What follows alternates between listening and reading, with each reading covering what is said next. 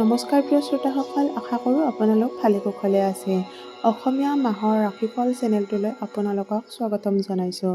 আজি আমি এই ভিডিঅ'টিত কুম্ভ ৰাশিৰ জাতক জাতিকাসকলৰ ডিচেম্বৰ মাহটি কেনেদৰে পাৰ হ'ব তাৰ বিষয়ে আলোচনা কৰিম। এই মাহটোত কুম্ভ ৰাশিৰ জাতক জাতিকাসকলে গণক অথবা এষ্ট্ৰলজাৰৰ কাষ চাপিব আৰু এই বছৰৰ শেষৰ মাহটোৰ লগতে অনাগত বছৰটো কেনেদৰে পাৰ হ'ব তাৰ বিষয়ে আলোচনা কৰিব। কাম, কৰ্ম অথবা চাকৰিৰ ক্ষেত্ৰত অত্যন্ত শুভ দেখিবলৈ পোৱা গৈছে।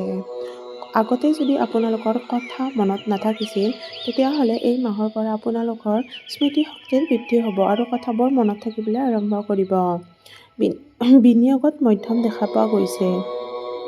সন্তানক আপোনালোকে এই মাহটোত অত্যন্ত গুৰুত্ব আৰু মৰম চেনেহ দিব।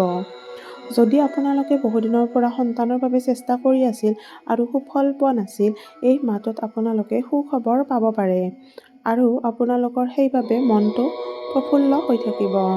মাতৃৰ লগত সম্পৰ্ক সুন্দৰ হ'ব। ভাতৃ-ভগ্নীৰ লগত বিবাহ সভা আদিত, পূজা পাৰ্বণ আদিত যাব পাৰে। যদিও পিতৃৰ লগত সিমান ভাল দেখা পোৱা নাযায়। কোৰ্ট কাছাৰীৰ কাম লেহেমীয়া হ'ব।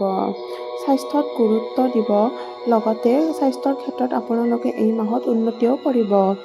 আয়ুৰ্বেদিক ঔষধ যেনে সৰু সুৰা কিছুমান হালধি অথবা লং, ইলাচি এই ধৰণৰ বস্তুত আপোনালোকে এই মাহত অত্যন্ত গুৰুত্ব দিব। এই মাহত আপোনালোকৰ স্বাস্থ্যৰ ক্ষেত্ৰত হাড়ৰ বিষ, পেটৰ অসুখ আদি হ'ব পাৰে। ভগৱানৰ ওপৰত আপোনালোকৰ আস্থা বৃদ্ধি হ'ব। এই মাহত আপুনি বহুত ব্যস্ত হৈ থাকিব। যদি আপোনালোকে বহুদিনৰ পৰা ঘৰ ল'ম বুলি ভাবি আছে, এই মাহত ল'ব পাৰিব।